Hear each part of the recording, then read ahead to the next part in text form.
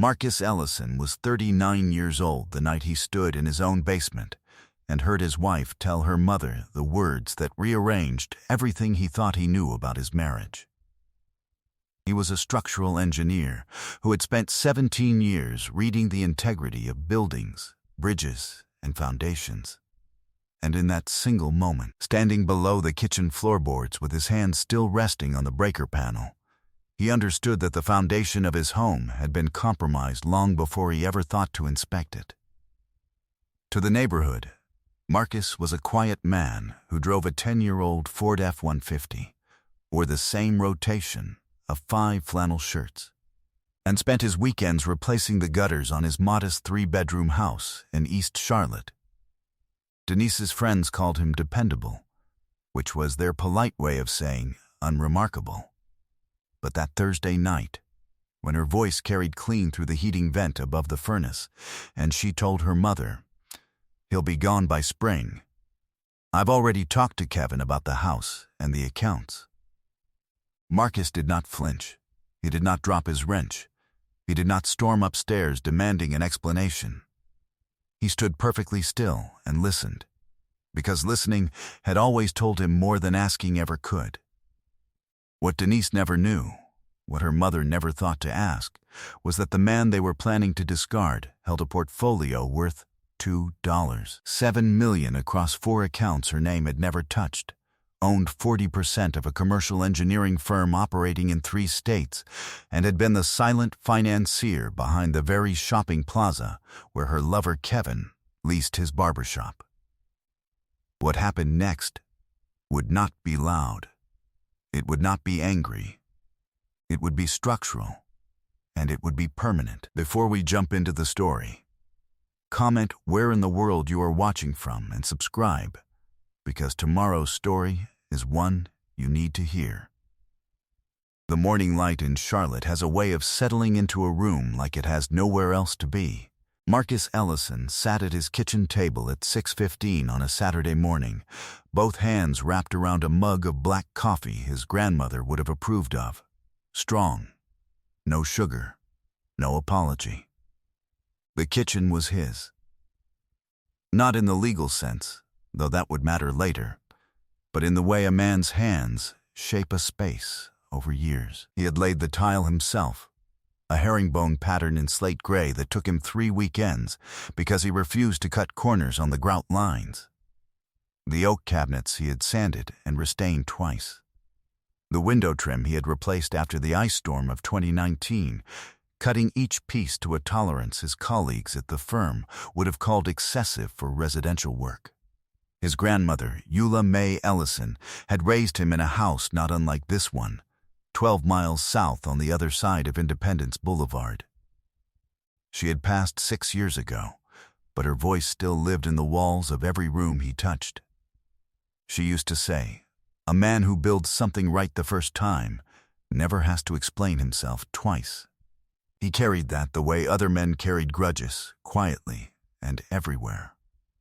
Denise came downstairs at 7, already dressed, her phone already in her hand.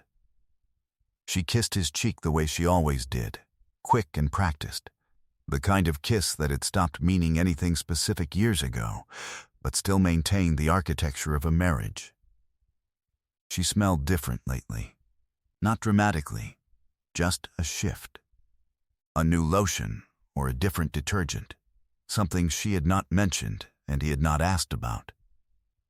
Her phone was tilted slightly away from him as she poured her coffee. She asked about his weekend plans. He told her he was heading to the office to review load calculations for the Moorhead Street project.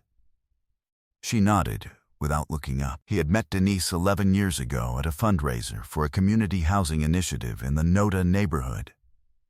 She had been working as a loan officer then, sharp and warm, with a laugh that carried across a room without trying. She had asked him what he did, and when he said structural engineering, she had not glazed over the way most people did. She asked what it meant to know whether a building could stand.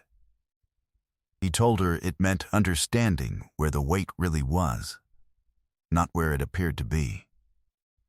She had smiled at that, and he had carried that smile home with him like a blueprint he wanted to study further. They married 14 months later. For the first 5 years, the marriage was sound. For the next 3, it settled. For the last 3, it had been shifting in ways Marcus could feel but had not yet measured. His other phone, a slim matte black device registered under his firm's corporate account, sat in the inner pocket of his jacket hanging by the door. Denise had never seen it. His financial advisor, his business partner, and his attorney communicated through it exclusively. It was not a secret born of deception.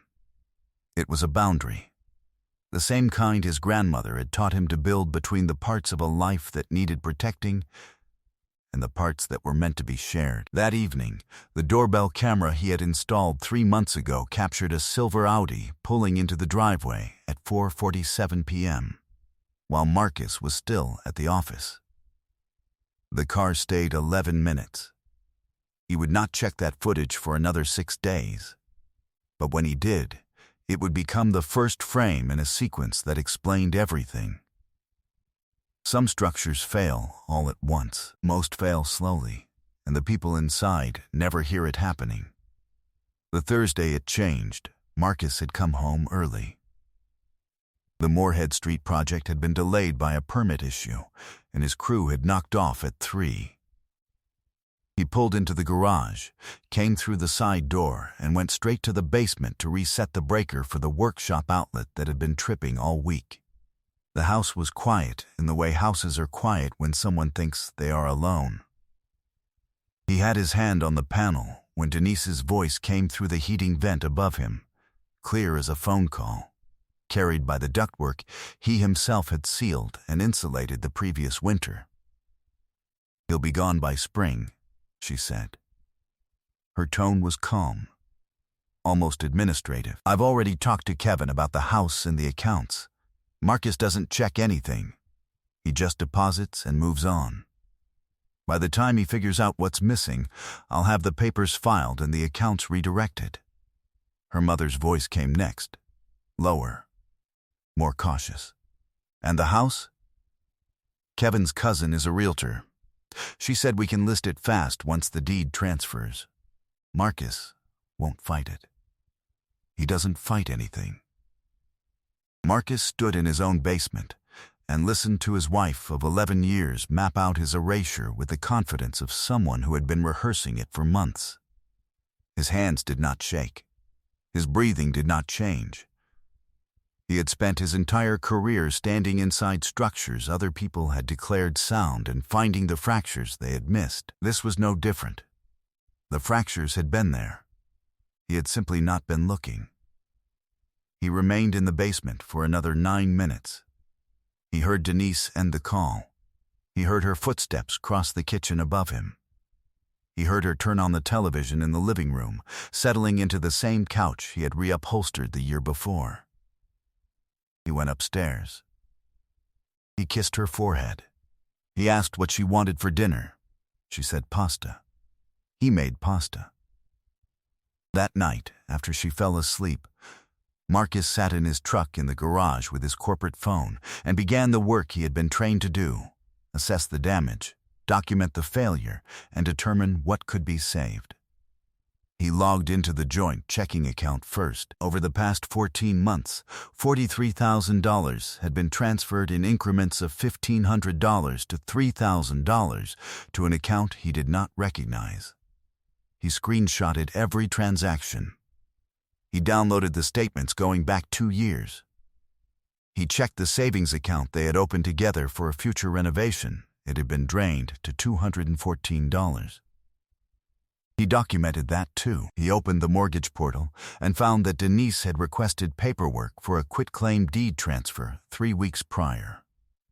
The request was still pending. He sat in the dark cab of his truck and built a timeline the way he would build a structural assessment, methodically, without emotion, noting every load-bearing failure in sequence. The money. The deed. The name Kevin, which he now connected to the silver Audi on the doorbell footage.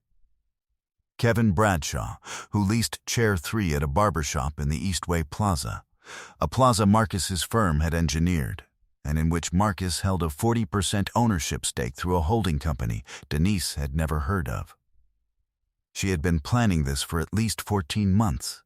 She had recruited her mother, a realtor, and a man who cut hair in a building Marcus partially owned. She had done all of this while sleeping beside him, eating his cooking and kissing his cheek every morning with a mouth that had already signed his eviction notice. His face remained perfectly calm. He closed the banking app. He opened a new folder on his phone. He labeled it simply Spring. He called Patricia Okafor at 8 the next morning. Patricia was a family law attorney who operated out of a converted Victorian on East Boulevard, a woman in her mid-60s with reading glasses on a brass chain and a reputation in Mecklenburg County for dismantling fraudulent asset claims with the quiet efficiency of a controlled demolition. Marcus had met her 4 years ago at a bar association mixer his business partner had dragged him to. She had told him then, over sparkling water and shrimp, that the most dangerous thing in any marriage was not infidelity, it was financial illiteracy disguised as trust. He had remembered that the way he remembered load tolerances. Some numbers you only needed to hear once. He sat across from her desk on Friday morning and laid out everything. The overheard conversation, the bank transfers, the quitclaim deed request, the doorbell camera footage, the timeline. Patricia reviewed it all without expression. She removed her glasses, cleaned them with a cloth she kept in her breast pocket, and placed them back on her face. "She filed nothing yet?" Patricia asked. "Not yet." "Good. That means we file first." She looked at him over the rim of her frames. "Mr. Ellison, you are not a man who needs my sympathy. You need my strategy. Let's begin." Patricia explained North Carolina's equitable distribution laws. She explained that the $43,000 in transfers constituted dissipation of marital assets and could be reclaimed in the settlement. She explained that the quitclaim deed request, had it been completed under false pretenses, would constitute attempted fraud. She explained that Marcus's separate property, the firm, the portfolio, the holding company, was fully protected so long as it had never been commingled with marital funds. It had not. His grandmother had taught him to keep clean books before he ever understood why, and he had listened the way he always listened, completely. Preparation was the work. Everything else was just the reveal. 3 days later, Marcus drove 40 minutes north to Kannapolis to see his uncle, Raymond Ellison, who lived in the same brick ranch house he had owned since 1987. Raymond was 74, a retired master electrician, and the only person alive who had known Marcus's grandmother well enough to quote her accurately. They sat on the screened-in porch with sweet tea and said nothing for the first 10 minutes, which was Raymond's way of making sure a man had arrived at his own thoughts before anyone else touched them. "She's been moving money," Marcus finally said. Raymond nodded slowly. "How long?" "Over a year. $43,000. She's got a man. She's got a plan to take the house. Her mother's in on it." Raymond set his glass on the railing. "Your grandmother used to say something about that. She said a thief who steals slowly thinks patience makes it honest." He looked at Marcus with eyes that had seen wiring burn through walls no one thought to open. "It does not." "No, sir. You got your records? Every one?" Raymond nodded again. "Then you already know what to do. You just came here to make sure you were allowed to do it." He paused, and the afternoon insects filled the silence. "You are." While Patricia prepared the filing, Marcus's business partner, Terrence Wade, ran a quiet background check on Kevin Bradshaw through channels that were entirely legal and remarkably thorough. The results were instructive. Kevin had 2 prior civil judgments for unpaid debts totaling $11,400. He had been named in a lease dispute at a previous barbershop location in Gastonia. His credit score was 511. He drove a leased silver Audi Q5 he was 3 payments behind on.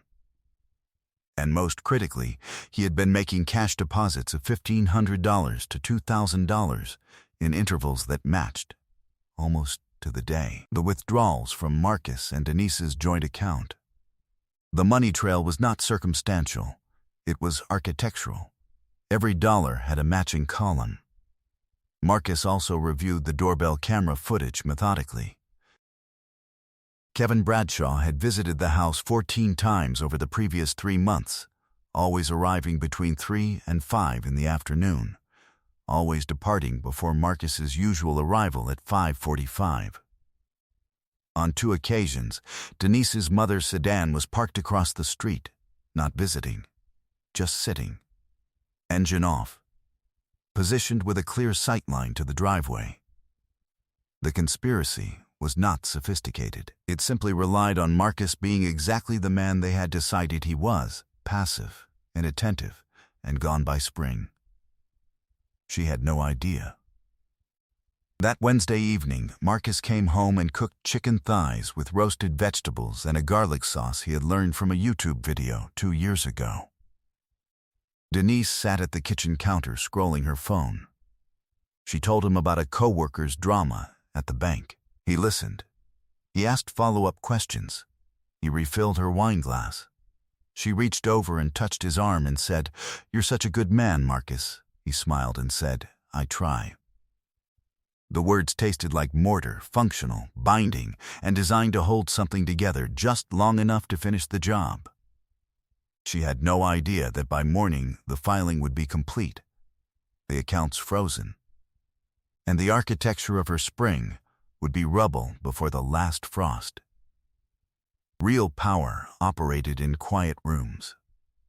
The meeting took place on a Tuesday morning in Patricia Okafor's conference room, a mahogany-paneled space on the second floor of the East Boulevard Victorian, with windows that overlooked a courtyard garden Patricia maintained herself. Marcus had asked Denise to meet him there under the pretense of updating their estate plan, something she had been suggesting for months, not realizing that her own enthusiasm for estate documents was itself a piece of her strategy to redirect assets into positions she controlled. She arrived in a navy blazer, composed, her purse on her shoulder, expecting paperwork she could shape. She did not expect Patricia Okafor seated at the head of the long table, with a legal pad and 2 associates flanking her. She did not expect Terrence Wade seated to Marcus's left, a leather portfolio in front of him, containing documents from the holding company. She did not expect the 4-inch stack of folders already arranged at Marcus's place, like the chapters of a book she had never known was being written. Marcus did not greet her with warmth or hostility. He pulled out her chair. She sat. He opened the first folder. Bank statements. 14 months of transfers, each one highlighted in yellow. Each one matched line by line to a corresponding deposit in Kevin Bradshaw's personal account. He slid the pages across the table without commentary. He opened the second folder. The quitclaim deed request, printed directly from the mortgage company's secure portal, time-stamped 3 weeks prior, with Denise's login credentials and IP address visible at the top of the page. He placed it beside the bank records. He opened the third folder. Doorbell camera logs. 14 visits. Dates, arrival times, departure times, license plate number, duration of each stay. He did not include the footage itself. The logs were sufficient. The pattern was undeniable. He opened the fourth folder. Kevin Bradshaw's financial profile, the civil judgments, the lease disputes, the credit report, the deposit records. He laid it down the way an engineer lays the final page of a structural report, the one that tells the client whether the building stands or comes down. "Denise," Marcus said, and his voice was the same voice he used when presenting load assessments to municipal planning boards. Measured, factual, entirely without heat. I heard everything you said to your mother that Thursday. I have documented every dollar you moved. I have filed for divorce as of last Friday. The joint accounts are frozen pending equitable distribution. The house was purchased through a trust your signature never touched, and it remains in that trust. And the barbershop where Kevin Bradshaw leases his chair sits inside a building my firm engineered and my holding company partially owns. He paused. His lease comes up for renewal in 60 days. The room held its breath. Denise's face moved through stages the way a structure moves through failure. First, the surface cracks. Then the settling. Then the moment the load shifts and everything that was held in place begins to slide. Confusion, calculation, fear. And then the terrible stillness of someone who has realized that every wall she built was standing on someone else's foundation. She reached across the table, her eyes filled. Her voice dropped to something soft and fractured. Marcus, baby, this is a misunderstanding. I was venting to my mother. I didn't mean any of it. Kevin is just a friend. You know I would never. Patricia raised one hand, palm flat, without looking up from her notepad. Mrs. Ellison, I would strongly advise you to stop speaking and retain your own attorney. Everything said in this room is being recorded and documented for the court filing. Denise's mouth closed. Her hands came together on the table in front of her, clasped the way a person clasps them in prayer when they have run out of options and are hoping posture will substitute for honesty. Marcus stood. He buttoned his jacket with one hand. He placed his copies of every document into his briefcase and closed it with a soft click that sounded, in that room, like a deadbolt turning. You told your mother I wouldn't fight, he said quietly. You were right. I don't fight, Denise. I build cases. And this one is finished. He walked out of the conference room, down the narrow hallway with its framed degrees and settlement commendations, through the front door of the Victorian, and into the Charlotte morning, where the air smelled like magnolia and new concrete and the raw, open edge of something he had not yet named, but already recognized as his. He did not look back. 9 months had passed like water. Marcus Ellison sat on the back deck of a house he had purchased in the Myers Park neighborhood, a 1940s bungalow with good bones and 60 years of deferred maintenance that he had spent the summer correcting with his own hands. The deck was red cedar, each board selected, cut and sealed with the kind of attention that turned lumber into architecture. A Japanese maple he had planted in April was beginning to turn, its leaves catching the October light like something borrowed from a painting no one had thought to hang in this yard until now. He had expanded the firm. Ellison Structural now held active contracts in 4 states, including a $3.2 million municipal infrastructure project in Raleigh that Terrence called the best contract they had ever landed. Marcus called it Tuesday. The portfolio had grown. The holding company had acquired a second commercial property. The numbers were clean. The books were balanced. His grandmother would have nodded once and said nothing more, which was the highest compliment she ever gave. There was a woman now. Renee. She was a project auditor for the city of Charlotte, precise and unhurried, a woman who asked questions because she genuinely wanted the answers, not because she wanted to perform interest in a man she had already decided to use. They had met at the permit office on Brevard Street, of all places, standing in the same line, and their first dinner had lasted 3 hours without either of them once reaching for a phone. She was on the deck now, bare feet crossed at the ankle on the railing Marcus had sanded that morning, reading a novel she had been working through slowly all month. She did not rush. He admired that. Denise had moved to a 1-bedroom apartment in Pineville. She worked as an administrative assistant at a dental practice off South Boulevard. The loan officer career had ended when her employer learned of the pending fraud investigation connected to the quitclaim deed attempt. Kevin Bradshaw had been evicted from the Eastway Plaza barbershop after his lease renewal was declined. He had relocated to a smaller shop in Albemarle and was not, by any account, thriving. Denise's mother had stopped returning her daughter's calls sometime in June, which Marcus supposed was the cost of being the co-architect of a plan that collapsed on everyone inside it. The social cost had been total. Marcus heard these things through Raymond, who heard them through the quiet, unhurried network of people who had always known more than they said. Marcus registered the information the way he registered settlement readings on a foundation monitor, noted, filed, and never revisited without cause. The evening settled over the deck like something earned. Renee turned a page. The maple held its color against the fading sky. Marcus lifted his coffee, still warm, and watched the light do what light always does when it has something worth landing on. Some foundations, he thought, you had to tear down to the footer before you could build them right, and some men were built for exactly that work. I hope you enjoyed that one. Be sure to like the video and subscribe so you don't miss the next story. I've picked out 2 more for you that I think you'll really like.